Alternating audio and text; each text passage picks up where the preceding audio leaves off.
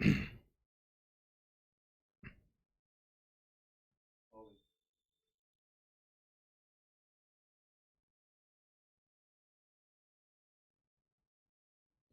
Friends, कैसा सब लोग। तो फ्रेंड्स, आज की वीडियो के अंदर बात करेंगे एक ऐसे महत्वपूर्ण टॉपिक की जो आपको सीटेट के एग्जाम में भी देखने को मिल जाता है। उसके साथ साथ चाहे कोई भी टीचिंग का एग्जाम हो, चाहे कोई आपका सुपर टेट हो, केवीएस हो, चाहे आपका टेट के एग्जाम हो, लाइक आपका यूपी टेट हुआ, छत्तीसगढ़ टेट टेट टेट हुआ, या चाहे आपका राजस्थान का टेट हुआ, जितने भी एक्सवाइजेड टीचिंग के एग्जाम होते हैं, लगभग यहां से आपको क्वेश्चन देखने को जरूर मिल जाता है।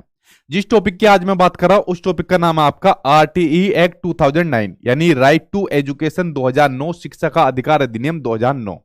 तो आप लोग बेसिकली जितने भी लोग हैं टीचिंग एग्जाम की तैयारी कर रहे हैं, तो सीटेट के साथ साथ आपके बाकी के टीचिंग एग्जाम के लिए भी बड़ा महत्वपूर्ण होने वाला है जो आपका ये वाला एक्ट है, राइट टू एजुकेशन 2009। तो इसके बारे में जो जो महत्वपूर्ण बात है, जहां से क्वेश्चन आपके एग्जाम में पूछे जाते हैं, वो सभी चीजें आज की वीडियो के अंदर मैं आपको बताने वाला हूं। तो चलिए इस टॉपिक को आज शुरुआत करते हैं। आज आपका टॉपिक नंबर ये 10 है। इससे पहले 9 टॉपिक मैं आप लोगों के लिए करा चुका हूं अपने यूट्यूब चैनल पर। आप लोग यूट्यूब पर जाकर सर्च कर लिया करो, जो भी आपको टॉपिक देखना है, जो भी क्लास देखना है, जिस सब्जेक्ट को पढ़ना है, यूट्यूब पर सर्च कर लिया करो, साथ में मेरा नाम आप लोग लिख दिया करो, ठीक है। तो चलिए करते हैं इस टॉपिक की शुरुआत। जो लोग नए आए वो चैनल को सब्सक्राइब कर लेना, क्योंकि आपकी सीटेट की क्लासेज आपके एग्जाम तक चलेगी। और वीडियो को लाइक एंड शेयर बिना कहे आप लोग कर दिया करो। जी सभी को good evening, Radhe Radhe, good evening, नमस्ते सभी को, गुड इवनिंग। आई होप आप लोग सब ठीक होंगे, मैं भी ठीक हूं। चलिए अब करते हैं क्लास की स्टार्टिंग। और उसके अलावा ये मेरे सीटेट के नोट्स है, जिनको आप लोग मेरी वेबसाइट sachinacademy.com से जाकर ले सकते हो। इसके अंदर आपको ये सारी चीज मिल जाएगी जो आपकी स्क्रीन पर दिख रही है। इसको लेने के बाद आपको XYZ कोई भी किताब लेने की जरूरत नहीं पड़ेगी, ना कोई प्रीवियस ईयर के क्वेश्चन की, ना एनसीईआरटी की, ना ही कंटेंट के लिए, और ना ही आपको जो प्रैक्टिस के लिए सेट लगाते हो उसके लिए भी, ठीक है। सबसे ज्यादा इंपॉर्टेंट मटेरियल आपको यही देखने को मिलेगा, ना कि किसी किताबों के अंदर। इसलिए मैं किताब को रिकमेंड करता भी नहीं, ठीक। जिन बच्चों ने ले लिए उनको फील भी हो गया होगा कि इनको पढ़ने के बाद सीटेट का जो पेपर है वो कितना बोना लग रहा होगा इनके सामने, ठीक। चलिए अब बात करते हैं आपके राइट टू एजुकेशन के ऊपर। बात करते हैं एक एक करके, सभी पॉइंट के ऊपर चर्चा कर लेते हैं। देखिए सबसे पहले इसके बारे में थोड़ी सी बेसिक जानकारी आप लोग देख लीजिए। सीटेट के एग्जाम में बेसिक जानकारी नहीं आती कि भाई कब लागू हुआ, कब बना, कौन सा अमेंडमेंट हुआ, लेकिन आपके टीचिंग एग्जाम में जरूर आती है। लेकिन आज की वीडियो के अंदर जो मोस्टली इंपोर्टेंट आपके पॉइंट होते हैं, उन सभी को मैंने इंक्लूड किया हुआ है, ठीक है, जिससे आज आपका चैप्टर पूरा कंप्लीट हो जाएगा और फ्यूचर में भी आपको दोबारा इसको पढ़ने की जरूरत ना पड़े, ठीक। देखिए सबसे पहले अगर मैं बात करूं राइट टू एजुकेशन की, तो साल 2000 में संविधान में एक अमेंडमेंट हुआ था। संविधान में एक अमेंडमेंट हुआ था जिसका नाम था 86 अमेंडमेंट, यानी 86वां संविधान संशोधन। उसके द्वारा जो आपका आर्टिकल 21A था, ये बड़ा इंपॉर्टेंट है, 21A और आपका 86 अमेंडमेंट बहुत बार टीचिंग एग्जाम में पूछा जा चुका है।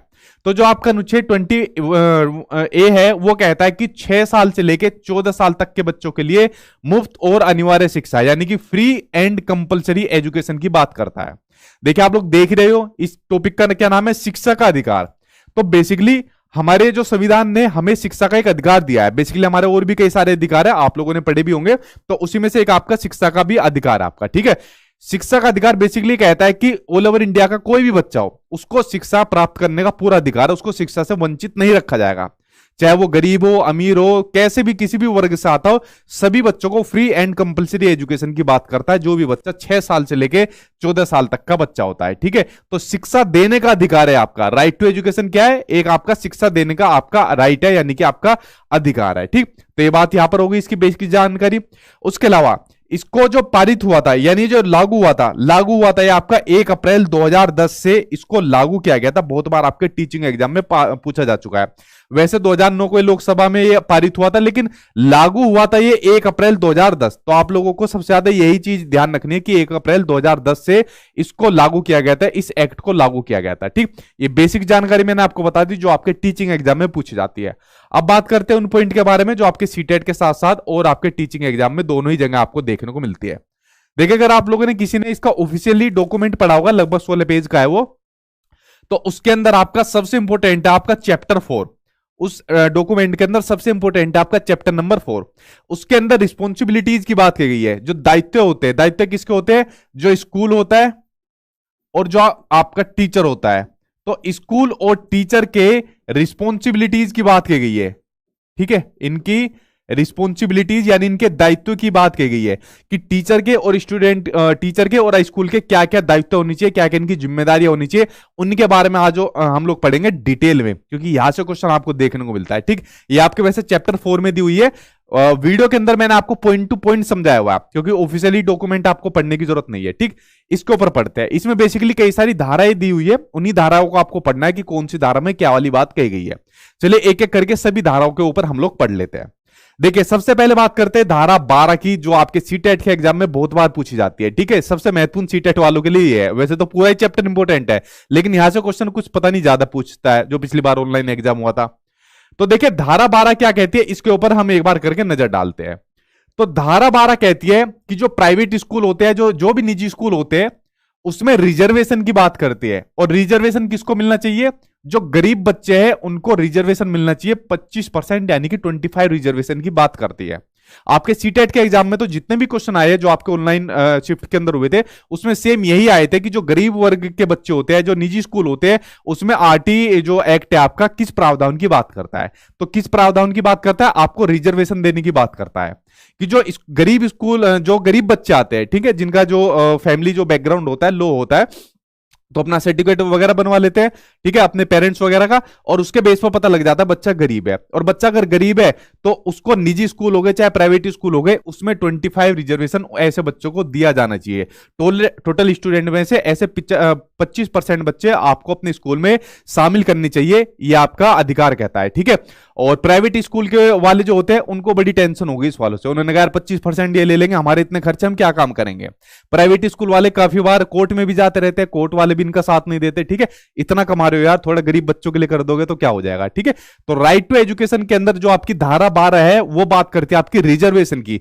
जो गरीब बच्चे हैं उनके रिजर्वेशन की बात करती है कि गरीब बच्चों के लिए भी 25% का भी रिजर्वेशन आपके निजी या प्राइवेट स्कूल के अंदर आपका होना चाहिए। ठीक, पहला पॉइंट आपका क्लियर हुआ। दूसरी बात, ऐसे बच्चों को सफल समावेशन के लिए एक टीचर को इक्विटी पर, ठीक है, इक्विटी पर आधारित पेडागोजी का यूज करना चाहिए। अब देखिए मान लीजिए स्कूल के अंदर सभी बच्चे आते हैं, गरीब बच्चा आता है, अमीर भी आता है, मध्यम वर्गीय आता है, सभी तरीके के बच्चे देखने को मिलते हैं। बट जो एक टीचर होता है ना, टीचर को हमेशा अपनी जो स्टडी करनी चाहिए, जो प्लान बनानी चाहिए स्टडी से संबंधित, या जो पेडागोजी का यूज करना चाहिए, वो हमेशा ऐसा करना चाहिए जिसमें वो सभी बच्चों को इक्वल समझे, इक्विटी की भाषा देखने को मिले, समानता की भाषा यहां पर देखने को मिले। ठीक है, ऐसी टेक्निक का यूज करना चाहिए। कभी बच्चों में अंतर नहीं करना चाहिए, यार ये गरीब सारा तो इसको कम पढ़ाऊंगा, ठीक है, ऐसा काम उसको नहीं करना चाहिए। तो ये वाली बात कहते हैं आपके धारा 12 के अंदर, जो आपके सीटेट के एग्जाम में थोड़ा ज्यादा क्वेश्चन यहां से देखने को मिल जाते हैं। तो ये वाली बात हो गई, आपकी धारा 12 खत्म हो गई। चलिए अब चलते हैं नेक्स्ट धारा के ऊपर। धारा 12 के बाद बात आती है धारा 13 की। धारा 13 में बात की गई है नो कैपिटेशन फीस, और उसके अलावा नो स्क्रीनिंग प्रोसीजर। ठीक है, अगर बच्चा स्कूल में एडमिशन ले रहा है तो उनसे किसी भी प्रकार की कैपिटेशन फीस नहीं ली जाएगी। जैसे कहते हैं ना यार वो स्कूल तो बहुत बढ़िया है, लेकिन उसमें जो है ना एडमिशन लेने के लिए जो डोनेशन चलता है यार 50,000 लगता है, 20,000 लगता है, 30,000 लगता है, उसके बिना स्कूल वाले एडमिशन नहीं लेते। और ये बहुत से प्राइवेट स्कूल वाले ये वाला काम करते हुए। ठीक है, तो अब इस एक्ट के बाद ये वाला काम कह दिया गया कि आप बच्चे से किसी भी प्रकार की या बच्चे के पेरेंट्स से कोई कैपिटेशन फीस नहीं ले सकते, वरना आपको जुर्माना लगाना पड़ेगा। ठीक है, जुर्माना लगेगा आपके ऊपर। और ना ही आप बच्चे का किसी भी तरीके का स्क्रीनिंग टेस्ट कर सकते हैं, ना ही इंटरव्यू ले सकते हैं। अभी कुछ टाइम पहले क्या होता था, बच्चे का इंटरव्यू ले लिया, टेस्ट ले लिया, अगर बच्चे ने ठीक ठाक अपने नंबर ले गया, ठीक है, ठीक ठाक चीजें बता दी, तो उसको एडमिशन कर लिया, और जो नहीं कर पाया तो उसको एडमिशन नहीं लेते थे। और कुछ प्राइवेट स्कूल वाले ऐसे होते थे, मतलब इतने निकम्मे होते थे कि ये छोटे बच्चे जो होते थे उनके पेरेंट्स के इंटरव्यू लेते थे। अब एक बात बताइए, अगर कोई गरीब घर से आता है, जिसके पेरेंट्स गरीब है, जिन्होंने कभी एजुकेशन नहीं देखी, तो उनमें उनकी क्या गलती है?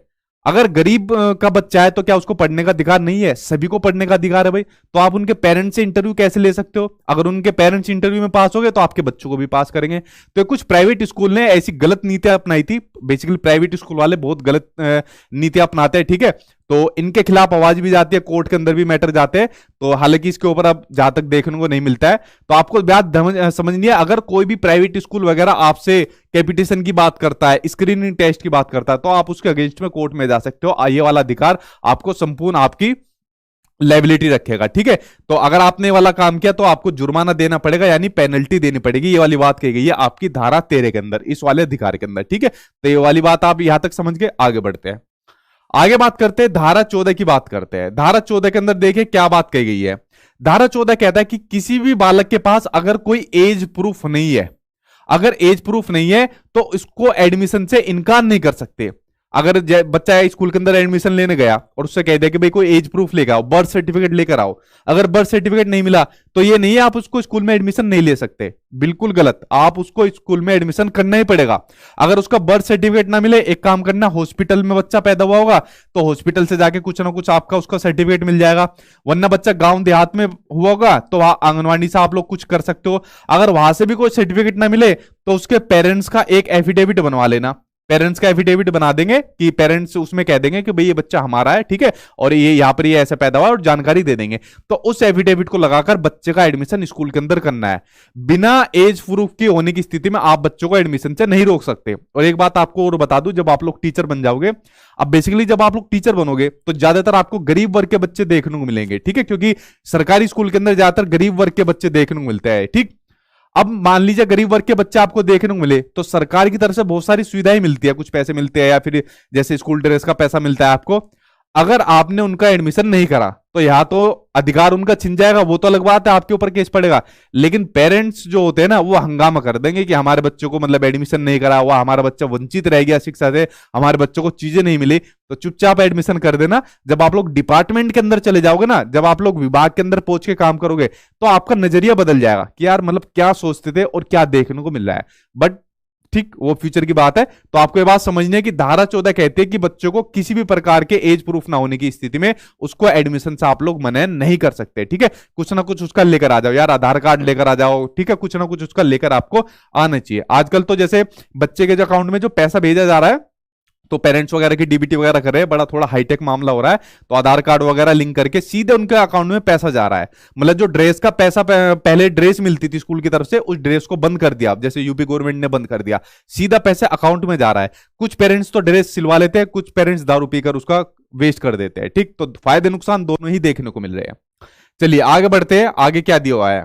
आगे दी हुई है आपकी धारा 15, आपकी दी हुई है धारा 15 कहते हैं नो डिनाइल ऑफ एडमिशन, कि बच्चों को आप किसी भी प्रकार के से एडमिशन से मना नहीं कर सकते, ठीक। जैसे ऊपर बात कही गई थी, अगर बच्चे का एकेडमिक ईयर चल रहा है या एकेडमिक ईयर बीच में भी आ गया तो भी बच्चों को आपका एडमिशन आपको उसका लेना पड़ेगा, ठीक है। एडमिशन से मना आप बच्चों को किसी भी हालत में नहीं कर सकते। एक तो मैंने बता दिया उनका अधिकार भी है, और दूसरी बात उनके पेरेंट्स आपके ऊपर टूट जाएंगे। यहां तक आप लोग समझ गए। चलिए अब बात करते हैं धारा 16 की बात करते हैं। देखिए धारा 16 के ऊपर देखते हैं। धारा 16 कहते हैं कि स्टूडेंट्स को क्लास में ना तो फेल किया जाएगा और ना ही विद्यालय से उनको निष्कासित यानी कि उनको निकाला जाएगा। अब आप लोगों से मेरा एक क्वेश्चन है, जितने भी आप लोग वीडियो देख रहे हैं आप लोगों से सब मैं क्वेश्चन पूछूंगा, इसका आंसर आप लोग देना, ठीक। अब बेसिकली क्या है, 8 क्लास तक किसी भी बच्चे को फेल नहीं किया जा सकता, ठीक है, ना इसको फेल माना जाएगा। इनफैक्ट सीबीएसई तो फेल वर्ड को ही यूज नहीं करती, जो रिपोर्ट कार्ड होते हैं उसमें फेल वर्ड को भी अब यूज नहीं करती। मैंने आपको क्या बताया हुआ है, आपको अगर जॉब लेनी है तो बच्चों को शक्तिमान आपको मानना है कि उससे बड़ा कुछ नहीं। तो देखो बच्चों को फेल लिखने में भी जो बोर्ड है, जो इतने बड़े अधिकारी है, मंत्री है, वो डर रहे हैं, ठीक है। तो फेल नहीं किया जाएगा। लेकिन आप लोग मुझे एक सिंपल सी बात बताइए, आप लोगों से क्वेश्चन है, मान लीजिए 8 क्लास तक फेल नहीं किया जाएगा।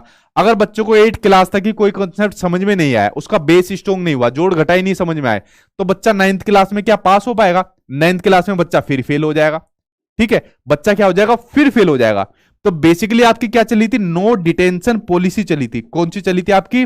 नो डिटेंशन आपकी पॉलिसी चली थी। इसमें कह दिया कि भाई हम बच्चों को फेल नहीं कर सकते। अगर बच्चों को मान लीजिए कोई बच्चा फेल हो गया तो बच्चा डिप्रेशन में आकर फिर बच्चा सुसाइड कर लेता है, बच्चे का हित प्रभावित होता है। तो ये वाला तर्क सरकार ने दिया। लेकिन दूसरा तर्क एक जो फैक्ट वाला ये भी दिख रहा है कि अगर बच्चे का बेस ही स्ट्रॉन्ग नहीं होगा 8 क्लास तक, तो 9th क्लास में 10th क्लास में जाके क्या काम करेगा? फिर वहां पर देखने को मिलती है ड्रॉप आउट की समस्या। बच्चा स्कूल छोड़ देता है क्योंकि जब उसकी समझ में ही कुछ नहीं आ रहा तो फिर क्या काम करेगा वहां जाकर। अब आप लोग बताइए 8 क्लास तक बच्चों को फेल ना करने का जो डिसीजन है वो सही है या गलत है? ठीक है, आप लोग मुझे कमेंट बॉक्स में बताइए। उसके अलावा 2019 के अंदर एक कमेटी बनी थी सुब्रमण्यम की अध्यक्षता में, ये कमेटी बनी थी, ठीक है, और इसमें अमेंडमेंट हुआ था। नो डिटेंशन पॉलिसी में अमेंडमेंट हुआ था। देखो बीच का रास्ता मैं आपको बताता हूं। आप लोग तो कहोगे नहीं फेल नहीं करना चाहिए, कोई कहेगा नहीं सर फेल कर दो, ठीक है। अब ये जो पॉलिसी बनी थी 2019 के अंदर सुब्रमण्यम की आपकी कमेटी के इनकी अध्यक्षता के अंदर, इन्होंने कहा कि भाई बच्चा मान लीजिए 8 क्लास के अंदर फेल हो गया, तो 8 क्लास फेल होने के बाद 2 महीने के बाद उसको दोबारा पेपर लेने के लिए आप लोग कहिए कि बच्चे का 2 महीने के बाद दोबारा पेपर होगा। और बेसिकली जो पॉलिसी बनी थी ये 5th और 8 क्लास के लिए बनी थी। अगर बच्चा 5th क्लास में 8 क्लास में फेल हो जाता है तो बच्चों को फेल घोषित मत करो, बच्चे को 2 महीने के बाद दोबारा पेपर बच्चे का करवाओ और 2 महीने तक इसको ट्रेनिंग दो। 2 महीने तक क्या काम करो, इसको ट्रेनिंग दो। और ट्रेनिंग कौन देगा, ट्रेनिंग देगा स्कूल वाले। और 2 महीने के बाद अगर बच्चा पास हो गया तो उससे बढ़िया कुछ बात है ही नहीं, और अगर बच्चा फेल हो गया तो भी हम उसको फेल घोषित नहीं करेंगे, तो भी स्कूल के ऊपर डिसीजन रहेगा कि उसको आगे क्या करना है, किस तरीके से करना है। ठीक है, तो ये बेसिकली बात थी आपकी नो डिटेंशन पॉलिसी की बात थी। तो आपको समझ में आ गया कि बच्चों को आप फेल नहीं कर सकते, स्कूल से निष्कासित नहीं कर सकते। ये वाली बात कही गई है आपकी धारा 16 के अंदर कही गई है। ठीक है, आगे देखते हैं। अगला क्वेश्चन आपको क्या दिया हुआ है, देखो क्वेश्चन कह रहा हूं, क्वेश्चन की आदत डली हुई है। अगली धारा कह रही है आपकी धारा 17। अब धारा 17 के अंदर बात की गई है कि आप बच्चों को किसी भी प्रकार की पनिशमेंट नहीं दे सकते, ना ही फिजिकली पनिशमेंट दे सकते और ना ही मोरली पनिशमेंट दे सकते हैं। देखो आप लोग हुए चाहे मैं भी हुआ, स्कूल के अंदर खूब टूटे हैं, ठीक है, खूब डंडे लगे हैं, खूब हाथ पैर में मतलब अच्छे खासे गाल पे थप्पड़ लगे हैं। बट आज की डेट में आप बच्चों को पनिशमेंट बिल्कुल भी नहीं दे सकते, ना तो उनको मारकर पनिशमेंट दे सकते हो, ठीक है, किसी भी प्रकार का शारीरिक दंड दे दिया। मुर्गे कितने लोग बने थे अपने स्कूल के टाइम में, बताओ कमेंट बॉक्स में। मुर्गा बनाते थे, हाथ ऊपर खड़े कर दिए, याद आई अपनी पनिशमेंट स्कूल के टाइम पर। बट आज की डेट में हम ऐसी पनिशमेंट बच्चों को नहीं दे सकते। ठीक, उसके अलावा हम उसको मोरली पनिशमेंट नहीं दे सकते कि तू तो निकम्मा है, तू तो गधा है, ठीक है, तेरे बस की कुछ नहीं है। आज की डेट में अगर आपने बच्चे की तरफ उंगली भी उठा दी ना, तो समझ लो वो भी उसके अधिकार क्षेत्र के अंदर आती है, आपके ऊपर कमेटी बैठ जाएगी, रिपोर्ट आपको देनी पड़ जाएगी अपनी, ठीक है, अपना जवाब देना पड़ जाएगा। मैंने बताया हुआ बच्चा क्या है, बच्चा सबसे बड़ा है, बच्चा शक्तिमान है, बच्चों को कुछ कह ही नहीं सकते आप लोग, तो बच्चों को पनिशमेंट दे सकते हो, बच्चों को पनिशमेंट आप लोग किसी भी प्रकार के नहीं दे सकते। ठीक है, तो ये वाली बात कही गई है धारा 17 के अंदर, ये वाली बात कही गई है। ठीक है यार, मैं कहता हूं प्यार में गधा बोलता हूं, मैं आप लोगों को क्या बोलता हूं, कभी कभी बोल देता हूं प्यार में गधा बोल देता हूं, तो आप लोग तो मैच्योर हो, आप लोग बुरा थोड़ी मानोगे। लेकिन छोटे बच्चों को गधा बोल दिया, वो मैच्योर थोड़ी है, वो तो सेंसिटिव है, उसके अंदर हीन भावना आ जाएगी, सर ने मुझे गधा बोल दिया, तो आप लोगों को तो बोल देता हूं प्यार में, ठीक है, तो आप लोग बुरा क्यों मानते हो, और बुरा मान लोगे तो करोगे क्या चलिए तो ठीक, तो आप लोग समझ गए, बच्चों को आपको प्रताड़ित नहीं करना और किसी भी प्रकार की फिजिकल पनिशमेंट आपको उसको नहीं देनी है। ठीक, आगे बढ़ते हैं। आगे आपकी दी हुई है धारा 24। ये धारा 24 आप लोगों के लिए है, जो आप लोग भावी शिक्षक हो और कुछ समय के बाद आप शिक्षक भी बन जाओगे, टीचर बन जाओगे, तो आपके क्या क्या कर्तव्य होनी चाहिए, क्या क्या आपकी ड्यूटी होनी चाहिए, उसके बारे में आपको दिया हुआ है। ठीक, चलिए अब देखिए टीचर के जो कर्तव्य दिए हुए, बेसिकली 4 तरीके की चीज आपके आरटी के अंदर दी हुई है। उसमें पहली चीज दी हुई है कि टीचर को पंक्चुअल होना बहुत जरूरी है, और ठीक है, टीचर को पंक्चुअल होना बहुत जरूरी है कि टाइम पर आए, रेगुलर अपना काम करे, अटेंडेंस लगाए और बच्चों की अटेंडेंस भी ले, और उसके अलावा जो क्लासरूम है उसके अंदर टाइम से आए और टाइम पर पढ़ाए। ठीक, तो पंक्चुअल की बात करता है जो आपका आरटी 2009 है। उसके अलावा यह कहता है कि बच्चों का जो करिकुलम होता है, जो बच्चे का पाठ्यक्रम होता है, वो एक निश्चित टाइम पीरियड के अंदर टीचर उसको कंप्लीट करा दे। तो ये भी क्या होता है, एक टीचर का कर्तव्य होता है, ठीक है, उसकी ड्यूटी होती है। उसके अलावा जो बच्चे की जो मेंटल एबिलिटी है, जो बच्चे की जो मेंटल एबिलिटी है, उसके अकॉर्डिंग बच्चों को शिक्षण कराया जाए। ये नहीं बच्चे की मेंटल एबिलिटी यहां तक है और आप लोग पढ़ा रहे हो उसको हाई लेवल तक का, ठीक है, ऐसा काम आप लोग नहीं कर सकते। तो इस वाली बात को क्या कहते हैं, ये इसकी ड्यूटीज बताई गई है।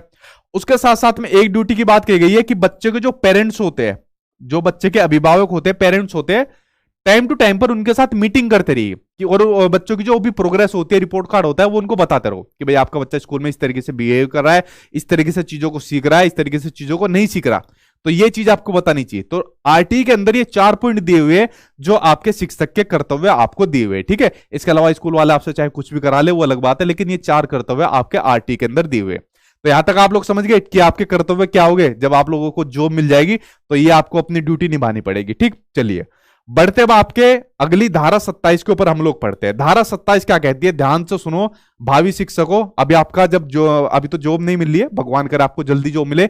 जब आपको जॉब भी मिल जाएगी ना, तब आप लोग फिर परेशान हो जाओगे, यार कैसा डिपार्टमेंट मिल गया, ठीक है, या तो इतना काम करना पड़ता है, हम तो खूब परेशान हो गए ड्यूटी से, वो चीज बात की है, ठीक है। लेकिन आप लोग पहले यहां देखिए जो आपके लिए महत्वपूर्ण है कि आरटी के अकॉर्डिंग जो टीचर होता है उसको गैर शैक्षणिक कार्यों में नहीं लगाया जा सकता, ठीक है, उसको शैक्षणिक के अलावा किसी भी और दूसरे कार्य में नहीं लगा सकते।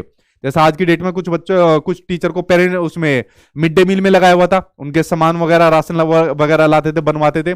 लेकिन जब एनईपी 2020 आई तो एनईपी 2020 ने क्लियर कह दिया अपने डॉक्यूमेंट के अंदर कि अब टीचर की किसी भी गैर शैक्षणिक कार्य में उनकी ड्यूटी नहीं लगेगी। इस बात को एनईपी 2020 ने कह दिया।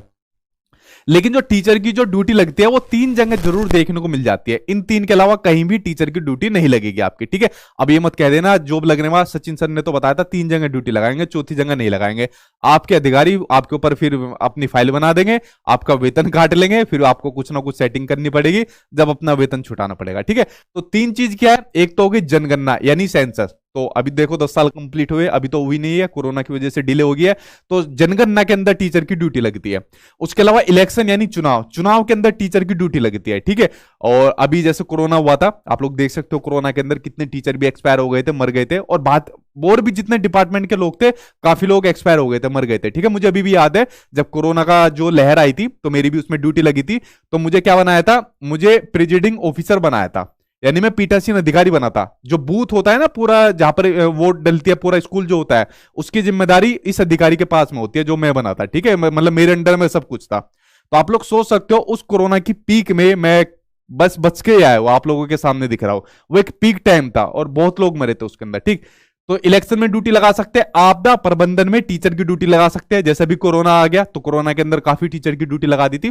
तो इन 3 चीजों को छोड़कर और किसी भी जगह आप लोग टीचर की ड्यूटी नहीं लगा सकते, ठीक है। ये 3 आपके ऑफिशियल है, बाकी आपके अधिकारी आपसे कहीं भी कुछ भी लगा ले, आपको बीएलए बना दे या कुछ और बना दे, वो उनका काम है। लेकिन ये 3 आपको ध्यान रखनी है जो आपके पेपर में देखने को मिल जाती है, ठीक है। चलिए बढ़ते हुए आपके आगे और क्या चीज दी हुई है।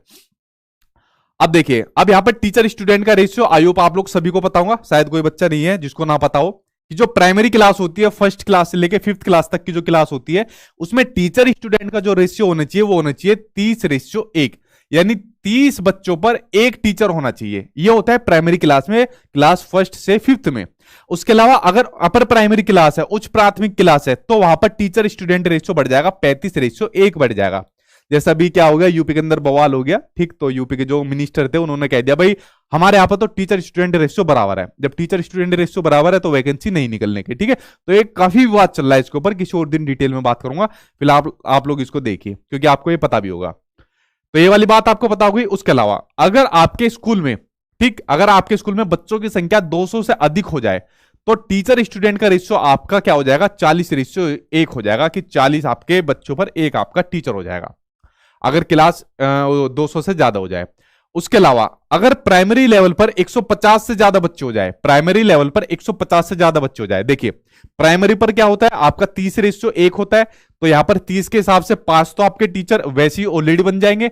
उसके अलावा एक प्रिंसिपल भी यहां पर बढ़ जाता है। अगर बच्चों की संख्या 150 प्लस है तो वहां पर एक प्रिंसिपल होना जरूरी है 5 टीचर के साथ में, ठीक है। ये वाली बात कंप्लीट होगी। उसके अलावा आरटी 2000 के अनुसार एक सप्ताह में जो न्यूनतम घंटे होने चाहिए वो होने चाहिए आपके 45 घंटे होनी चाहिए। टीचिंग एग्जाम में मेरे ख्याल से जो आरटी से संबंधित सबसे ज्यादा क्वेश्चन आया वो आपका यही आया, 45 घंटे वाला पूछा गया, ठीक। तो ये डाउट आपका क्लियर हुआ। उसके अलावा आरटी के अकॉर्डिंग प्राइमरी लेवल पर जो न्यूनतम एकेडमिक आवर्स है, न्यूनतम शैक्षणिक घंटे है, वो होनी चाहिए 800, और जो न्यूनतम आपके कार्य दिवस है वो होनी चाहिए आपके 200 दिन होनी चाहिए प्राइमरी लेवल पर। लेकिन अगर मैं बात करूं उच्च प्राथमिक स्तर पर तो न्यूनतम शैक्षणिक घंटे होने चाहिए आपके 1000 घंटे, और दिन होने चाहिए आपके 220 दिन आपके होने चाहिए, ठीक। ये वाली कुछ जानकारी जो आपको सामने मैंने डिस्कस की। आगे देखिए अगला पॉइंट क्या दिया हुआ है। अगला पॉइंट दिया हुआ है कि बालकों को क्लास 8 तक निष्कासित नहीं कर सकते। मैंने कहा था बच्चों को हम लोग फेल नहीं कर सकते क्लास 8 तक, और मैंने इसको बता भी दिया कि इसके अंदर क्या हुआ है, 2019 के अंदर अमेंडमेंट हुआ, जो कमेटी आई सुब्रमण्यम की, उन्होंने कहा ठीक है भाई फेल नहीं कर सकते तो बच्चों को 2 महीने बाद दोबारा पेपर कंडक्ट कराओ, उसको सही तरीके से पढ़ाओ, ट्रेनिंग दो, अगर उसके बाद भी फेल हो जाता है तो फिर आप लोगों के हाथ में डिसीजन है, ठीक है। तो लेकिन 8 क्लास तक हम बच्चों को आज की डेट के अंदर फेल नहीं कर सकते। मेरे ख्याल से कुछ ना कुछ इसके ऊपर बदलाव होना चाहिए। अगर 8 क्लास तक बच्चा कुछ नहीं सीखेगा तो 9th में कौन से झंडे गाड़ेगा, कुछ नहीं कर पाएगा, ठीक। उसके अलावा अगला पॉइंट है कि 8 क्लास तक बच्चों को उनकी जो मदर टंग होती है, जो उनकी मातृभाषा होती है, उसमें शिक्षा देनी चाहिए।